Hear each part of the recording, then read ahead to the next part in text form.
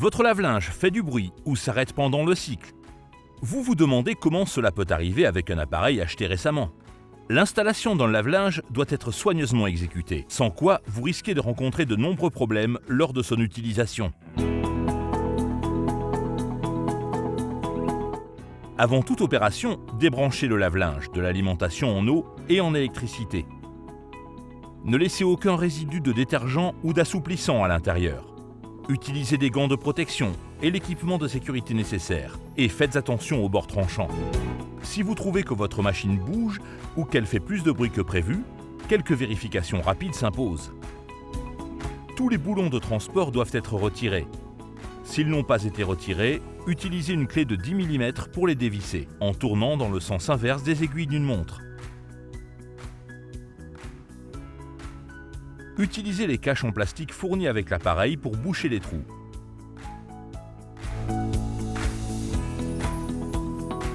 Vérifiez que les pieds sont bien ajustés et que le lave-linge est de niveau.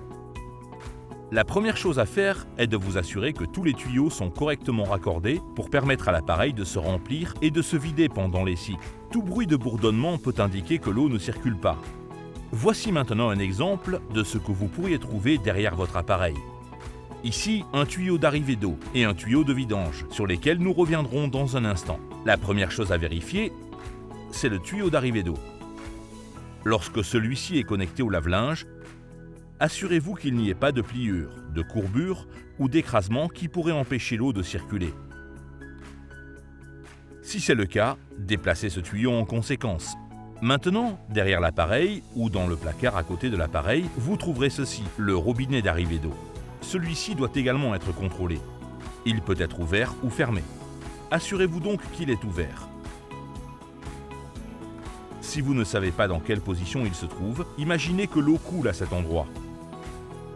Si vous le tournez dans ce sens, vous laissez l'eau s'écouler. Elle doit donc sortir de ce tuyau. Pour en avoir le cœur net, débranchez le tuyau et préparez un récipient. Ensuite, placez cette extrémité dans le récipient et tournez lentement le robinet. Vous remarquerez que l'eau commence à couler du tuyau, ce qui confirme le bon fonctionnement du robinet. Lorsque vous remettez le tuyau en place sur votre machine, faites-le uniquement à la main et serrez-le manuellement. N'utilisez pas de pince, le branchement risquerait d'être trop serré. Ensuite, ouvrez à nouveau le robinet et vérifiez qu'il n'y a pas de fuite.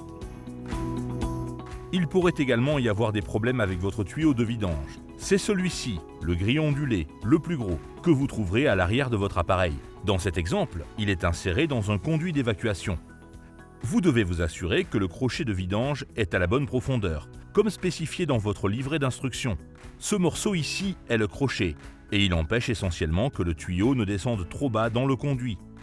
Si vous n'avez pas ce crochet, n'ayez crainte. Le tuyau s'insère ainsi. Vous devez juste vous assurer qu'il ne s'enfonce pas trop loin. S'il descend trop bas, l'eau risque de déborder du tuyau et de se répandre sur le sol, ou de provoquer un effet de siphon, qui fait que la machine se remplit et se vide en même temps. Cela peut également prolonger la durée des cycles. Maintenant, si la machine n'évacue pas l'eau, vérifiez que ce tuyau de vidange, ici, n'a pas été écrasé, ou que le branchement à l'évacuation est correct et n'est pas obstrué. Venons-en maintenant à l'évacuation. Voici un conduit d'évacuation. Voici un raccord d'évacuation. Et le tout devrait ressembler à ça.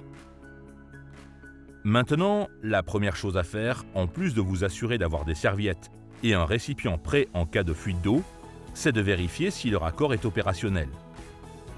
S'il s'agit d'une nouvelle installation, il se peut que l'insert n'ait pas été retiré.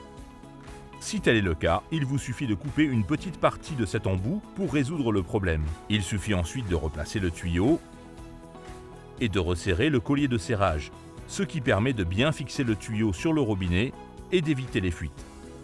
Sélectionnez ensuite un programme de vidange pour voir si la machine vidange correctement. Si la machine n'est pas en marche et qu'elle est cependant pleine d'eau sale, il s'agit souvent d'un problème d'installation du tuyau d'évacuation. L'eau sale de votre évier se déversant dans le tambour. Vous devez donc vous assurer que le tuyau de vidange est fixé au point le plus élevé sous le plan de travail, de sorte qu'il remonte de la machine avant de redescendre dans le conduit d'évacuation.